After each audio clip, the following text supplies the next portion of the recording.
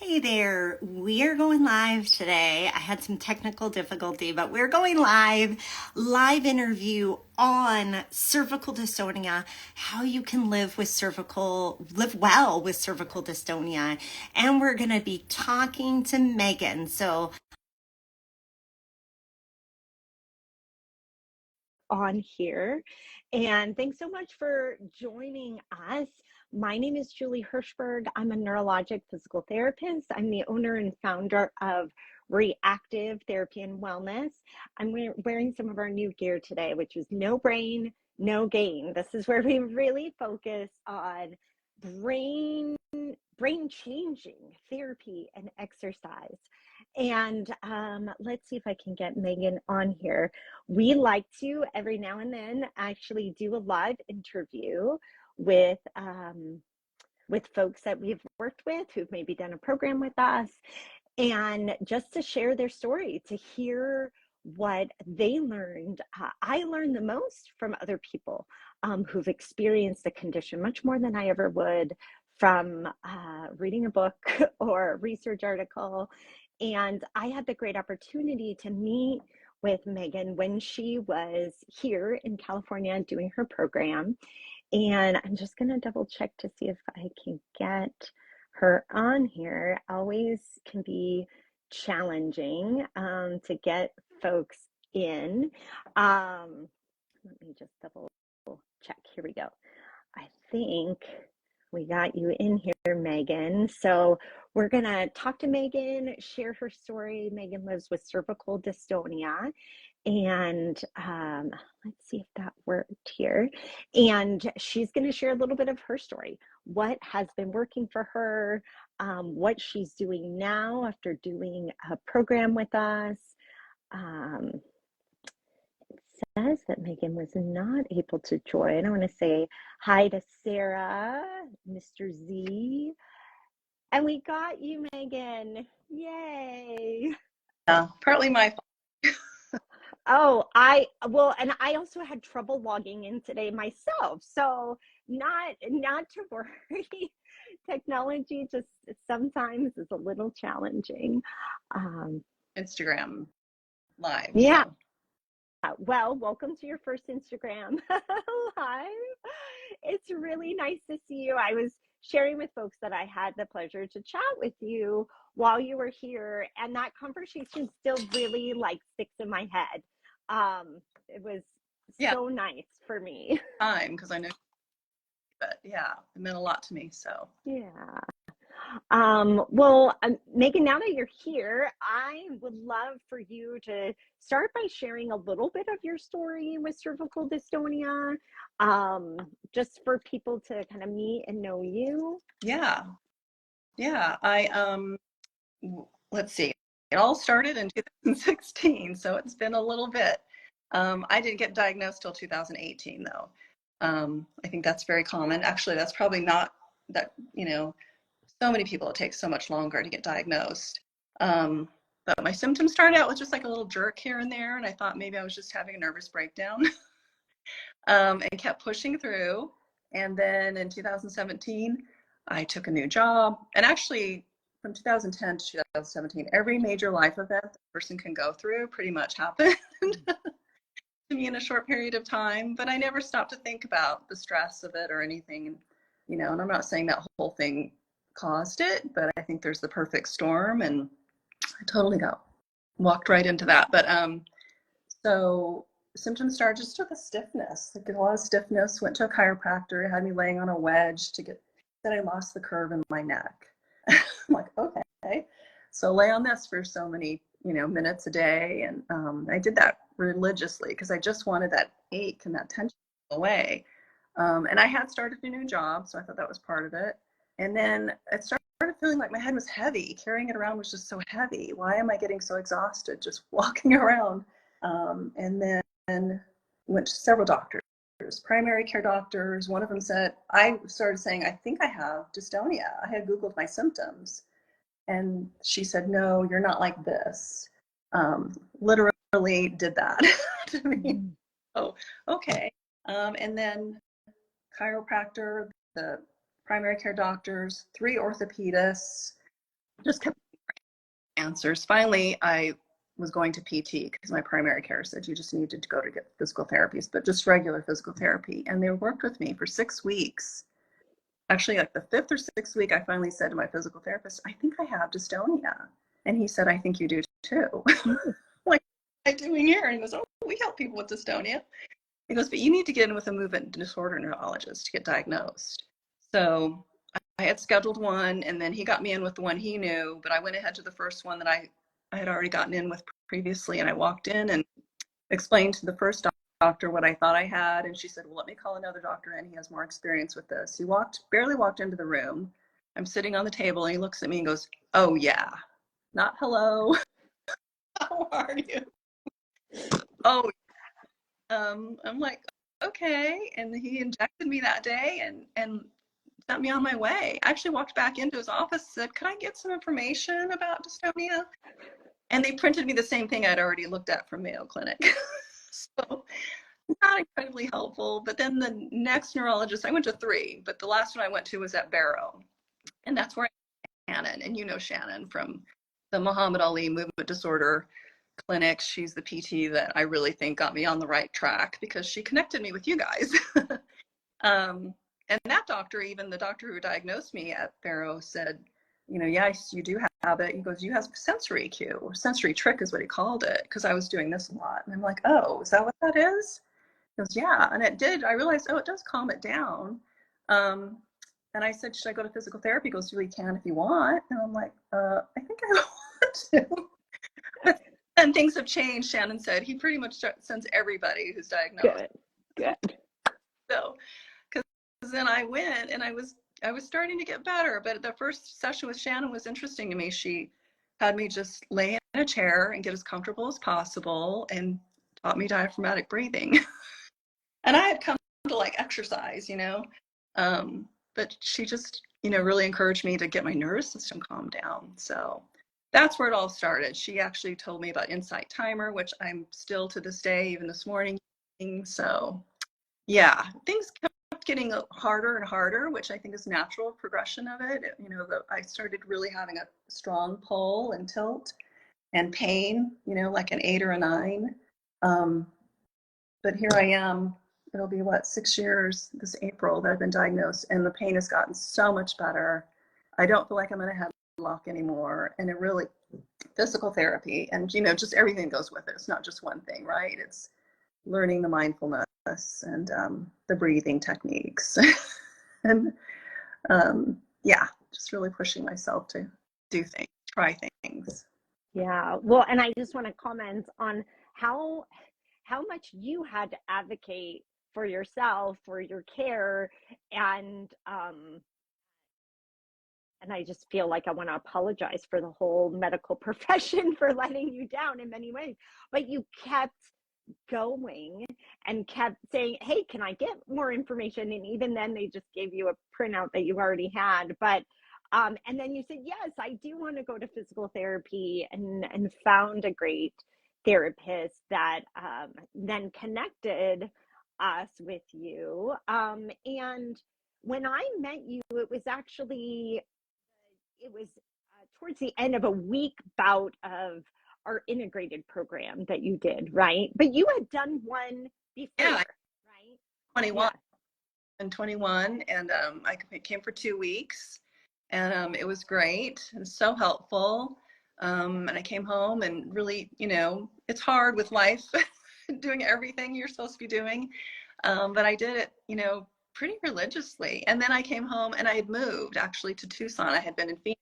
I was seeing Shannon in Phoenix, but then when I moved to Tucson, I'm like, I have to find I can't be driving 2 hours to go to physical therapy.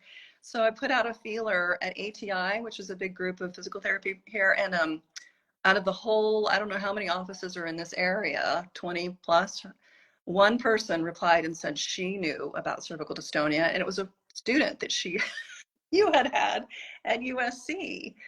So I was just so thankful to find her. And she worked with me, I want to say almost a year. Then she had a baby and stayed home. So then I'm like, I have to find another one, because I was just determined I needed that support. You know, it's just somebody who knows what you're going through. Even if they don't have it, you know, are interested and they want to help support you to, you know, keep doing what you need to do, because doing it on your own is just so hard, so hard. And probably wouldn't have had people supporting me and like you guys and finding the ones here. I have one here now, Michael, who's at TMC.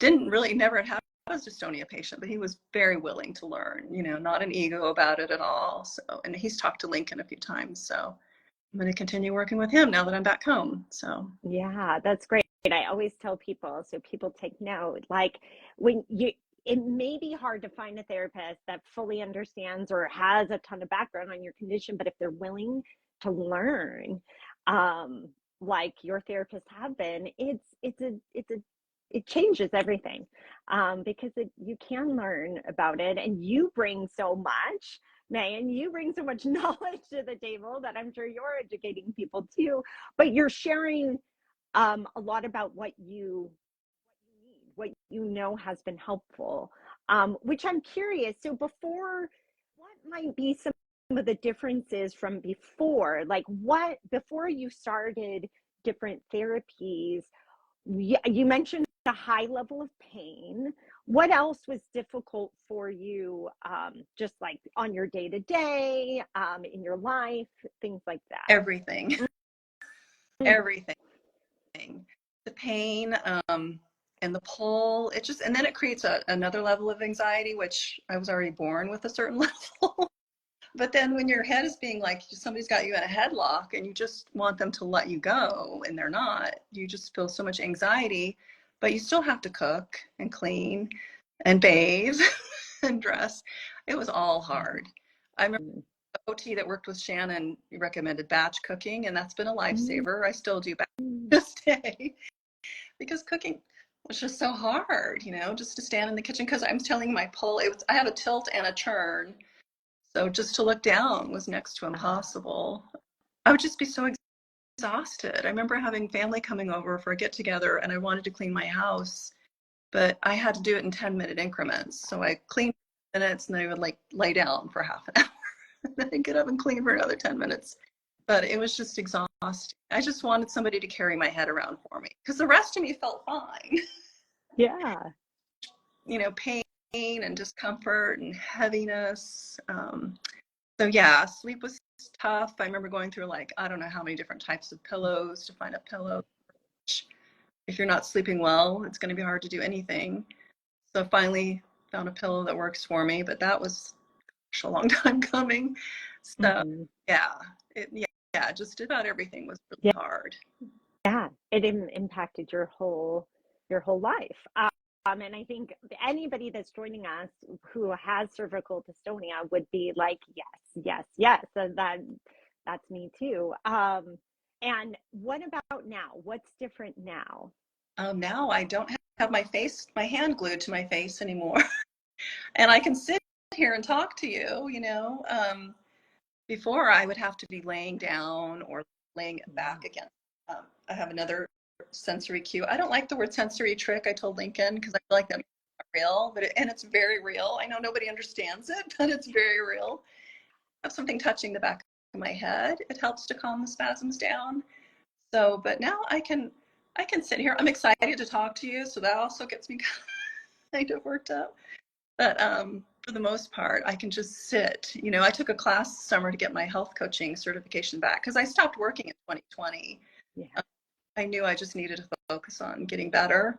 So, but the summer I took the course, I still have some practical things to do to get my certification back because I had lapsed. But I would have never thought I could sit for a class, you know, because it was, gosh, I don't know, it was 3 months of classes, you know, that I line and I sat, you know, I think I started the first few classes like laying back, you know, but then as time went on, it got better and better. I could sit up more and just getting back out to living. I'm volunteering. I just volunteered this morning for kindergartners. I have 2 little kindergartners I've been paired up with to read and help them love to read. And yeah, so I'm just feeling like I'm living again, you know. It was just kind of, you know, sad and lonely, but I'm getting out there again. That's amazing. The kindergarten reading just like lights me up. That's so great. that my daughters had, but then also new ones that that are, just the new stuff now. So, yeah. Oh, that makes me so happy. Now, I wonder if you've talked a little bit about physical therapy, and then of course in our program you did all of the pieces. Mm-hmm. And I wonder if you can chat a little bit about maybe something you've learned from PT, OT, psychology, and how those are continuing to kind of be a part of your life. Yeah, the PT, I mean, play as part of PT is really cool because it makes it, more doable and not perfection, and it's like, we're not going for perfection, you know, stop thinking about where the position of your head, just, follow the light on the laser, and, or, he had me doing some pickleball with him. So I'm hoping to actually go take some classes, but, yeah, actually, and then my therapist here, and then Lincoln kind of took it further when I got there. My therapist here noticed I was really tall and stiff and leaning back, locked knees, and they both like, come back into your body, relax. And then also I created this kind of keep my head up with my shoulder coming up, but now I'm correcting the posture. Lincoln had me walking with a water bottle in my left hand, which really helps to remind me to kind of sink back into my left side and not my toe. That's been super helpful. I take walks every morning around here. It's beautiful where I live. So I walk with my water bottle, or if I forgot it, I put my phone in my hand to kind of remind me. So, and I'm doing it. I mean, I would have never thought I would have been able to walk without supporting my head, doing this, or, and even to walk, I walk for 45 minutes. I used to not be able to walk for 5. So it's huge. I mean, it's taken years, and there was times when I thought it's not working, but now when I look back, you can't look back just 6 months. You gotta, I mean, maybe 6 months, but not like last week. You've got to look back further. So Leanne helped me with just knowing like how to conserve my energy. Like before this, I was laying down. So conserving my energy for you, and I had my aromatherapy going and a hot tea in my hands just to relax before this interview. So and doing the like knowing if I'm going to go do something and it's a red zone. We didn't do the spoons like a lot of people like to do spoonfuls. Mine's are more like red, orange, yellow, green.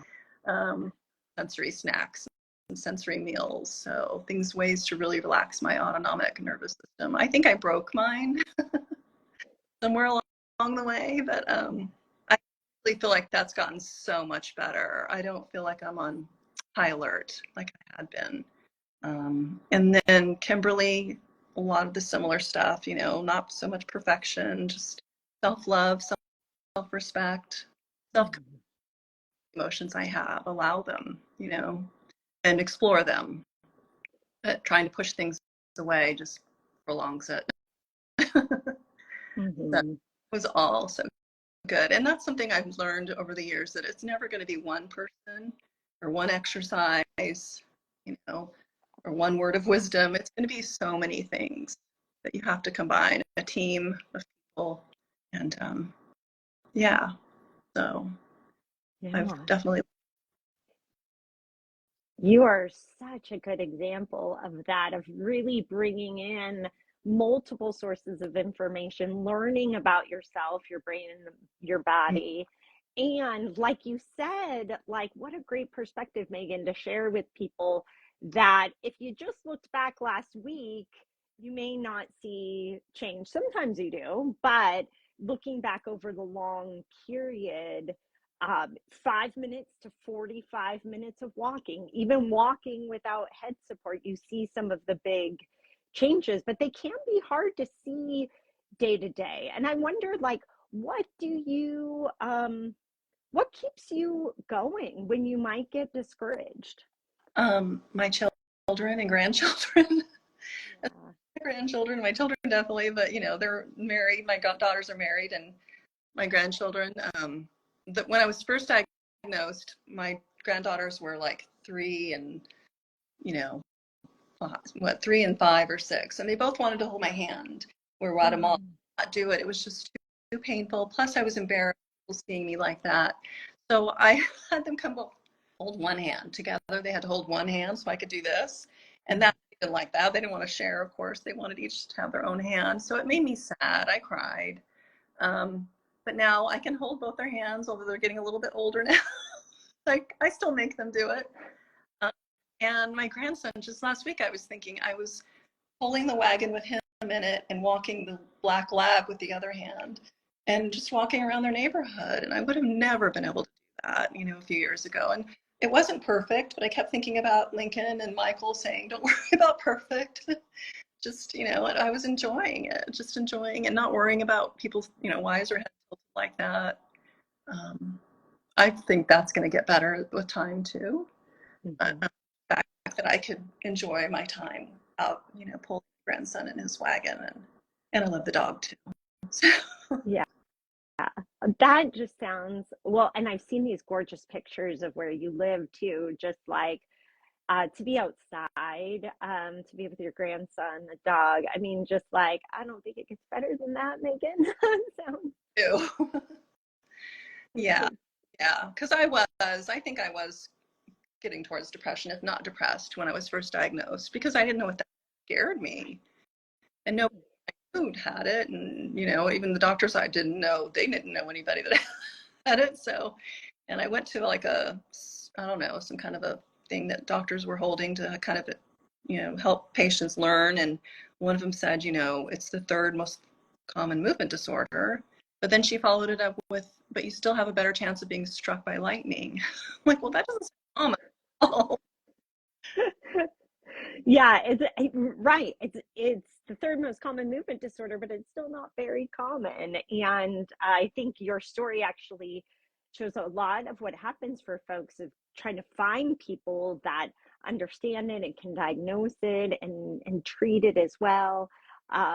And are you also still getting injections? I know a lot of people are curious about that and the interplay of doing rehab with injections and things like that. The first year I did, when I got diagnosed, 2018, I did every 3 months. We tried Botox the first 2 or 3 times, and it wasn't working. And I didn't realize there was like 4 brands of botulinum toxin. So I was Botox brand, and then switched me to MyoBlock to see if that would make more of an improvement. And it didn't. And I lost my voice, which scared me. I thought, oh no, now I'm going to not be able to swallow, because I've heard patients say they can't swallow, and I didn't want that to happen. And I just said to my doctor, I don't want to do this anymore in 2019. I want to just heal from the inside out.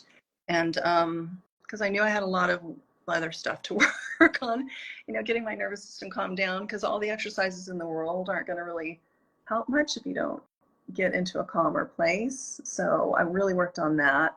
So I didn't do injections at all since 2019, but I did just start going back in July. I think I went back for my first round, only because I was getting better and I was able to like walk without my sensory cue. But I thought maybe I could even get further. And I remember talking to, and Lincoln's so great, and you too, but on the phone I called and he talked to me and he said, yeah, we have seen patients, it's not guaranteed, but sometimes they get a window of opportunity where they can get more improvement with injections. So my hope is that I can wean off of them eventually. But they say, you need like a year's worth of at least. And then the doctor I'm working with, she's really great. She's like, yes, I have patients who wean themselves off. You just want to do it, smaller dosages or lengthen them out between injections. So we're going to play around with it and see how it goes. It makes me a little anxious thinking about going off of them. But like I said, I was kind of like this, before. But now I'm more consistently this way. And I just feel like giving my brain those opportunities to make new connections and get me out of that you said. You described it as falling into that rut. Your brain kind of gets into that groove. Yeah. Yeah, it's changing, it's widening the groove, it's making new pathways. And that's, most folks that I work with cervical dystonia, with a great doctor like you have, could have a good response with botulinum toxin or one of the types, and doing therapy. So doing the PT/OT psychology or some form of that in that window. So it's kind of like post 2 weeks And before the like 3 weeks at the end where it's wearing off, like such an opportune time to make Yeah. changes. Yeah. And this last one I went to is Zeomin, is the one Yes. that working for me. So I definitely encourage people to try try every. Yeah. You know, somebody said one time it's like an onion. You just have to peel the layers back. And then I'm like, can I get a smaller onion? Why is my onion so thick? Like, why are there? Yeah. But yeah. So Yeah, that's well, and I feel like what a good way to put it is like sometimes one piece of that onion isn't isn't as effective as other pieces, right? So it sounds like in our program and in your work with physical therapy, you've found a lot of the sensory pieces and the autonomic pieces that were really helpful for you. Um, but I am curious too, because I know your therapist connected you to Re+active. Did you have some concerns? I mean, you're coming out to California for a program. Here we are, this like full interdisciplinary team. Did you have any reservations or concerns kind of diving into something like that? I mean, I think just and you're going to laugh because now I realize it was not a real thing. Shouldn't have been. I actually talked to you, and I don't know if you remember that, but it was Yeah. like before when I first got diagnosed in 20. Well, no, it was 2020, 2021. I talked to you on the phone. Shannon put me in contact, and you were telling me how, you know, and I said I have a sensory trick, and you said, well, we can help you find lots of sensory tricks. And so in my mind, I'm picturing myself like Doing a dance. I'm gonna just touch, and I didn't want a sensory trick. I just wanted to be normal again. And I don't know, and just, you know, going to California for that long, it just was like, you know, how am I going to do that? I'm working. And then I found a doctor in Canada, I think, you know, and then I just went for like 3 days because it was shorter, but still so far. And that did help. It definitely was helpful. And a lot of the similar stuff that you guys do, you know, breath, just breathing, getting your autonomic nervous system under control and back into balance, right? I think I was just in overdrive, sympathetic overdrive. So, you know, figuring out where my parasympathetic was and, you know, exploring it, enjoying being relaxed. And yeah, so I just think I didn't understand what you guys did and the time that was involved, but I'm so thankful that you guys worked with me just to come for 2 weeks. You know, and I think it helps because I had physical therapists here to help stay following up with you guys. You know, you're good about staying connected and working with me from afar. So that's been very helpful and just reassuring. It's like a lifeline, right? So Yeah. Oh, we all need lifelines. I'm thinking back to that conversation and I'm going, yeah, Megan, I don't think I explained that very well. So I wouldn't put that on you. I think that's on me. But things, but it was going in one ear and out the other. You know, I was just so, I'm like, what has happened to me? You know? yeah, no, what a really great reflection. And you know, like you said, like there are some good resources out there for folks with dystonia.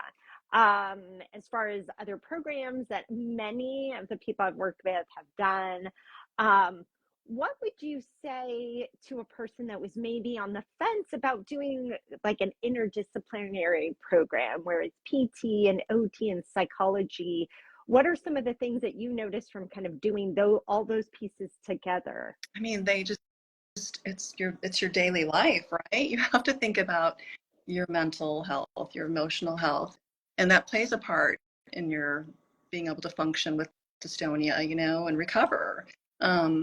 And also the occupational therapy, the OTs, you know, they help you just life, you know, thinking about how I'm going to blow dry my hair and breathe at the same time, which I don't know why it becomes hard just to breathe, but you know, it's just so important, you know, and teaching me how to be able to cook in the kitchen without, you know, stabbing myself or, you know, just basic things. You know, you need all these things to be able to live, and the physical therapy is a big piece of it too. You know, just day to day. getting my walks in and being as comfortable as I can, and just knowing that, and being patient with myself. They're all telling me about being patient, because the more you get upset and stress yourself out about not doing it fast enough, easy enough, it's just going to make things worse. So relaxing into it, trusting yourself, trusting the process, and trusting that they all know and they're all working together to help you. It just feels good to have that many people on your side. So I just definitely think it's like I said, not just any one doctor that's going to tell you what to do, or any one or two exercises combined that's going to help you. It's going to be lots of things, and you have to try lots of things, and you'll usually know pretty quickly if it's helping or not. And or sometimes you have to keep doing it, and eventually it does start helping. But just never give up on yourself. Yeah. What a great message that you've definitely lived out in your life, Megan. And we share our videos, and I see people on here, clinicians that have joined us.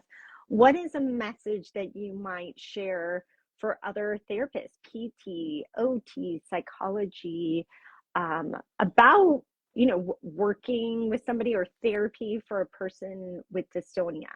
Yeah, just learn, learn, because you just, even if it's just one person, you're going to be, like I said, a lifeline. You're going to be that life for them, being able to go to somebody who is interested in what you're going through and wanting to help you. And the more you can learn, the more you can help them. So it makes me sad when I think about there's people out there that don't even know what they have. And then if they do know, they still don't have the right people to support them, or the opportunities to be able to get that help. That really bothers me.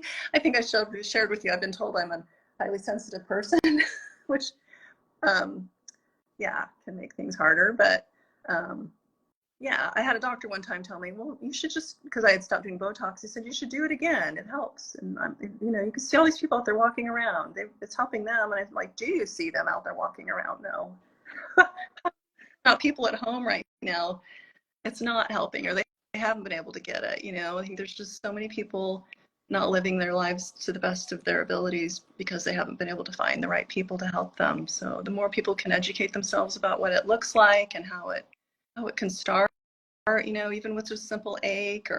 And actually, I think I forgot to tell you, one of the first signs I realized something was off was that I was in a yoga class, and with the tension in my neck and the chiropractor's orders, was standing in the mirror. The yoga instructor had us all come up to the mirror, and I'm standing there, and I'm looking at myself like, why is my head tilted? Like I was just holding it out of, and I didn't realize at the time. And I went home and I showed my daughter.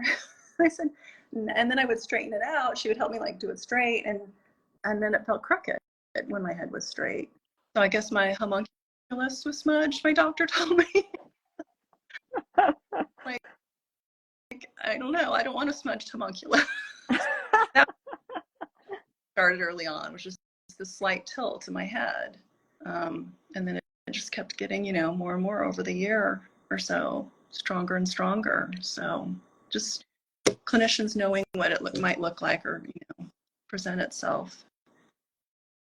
Yeah. I'm sure That's it would help. And they should know about the homunculus. And you can teach them about the homunculus. And I think actually that is one of the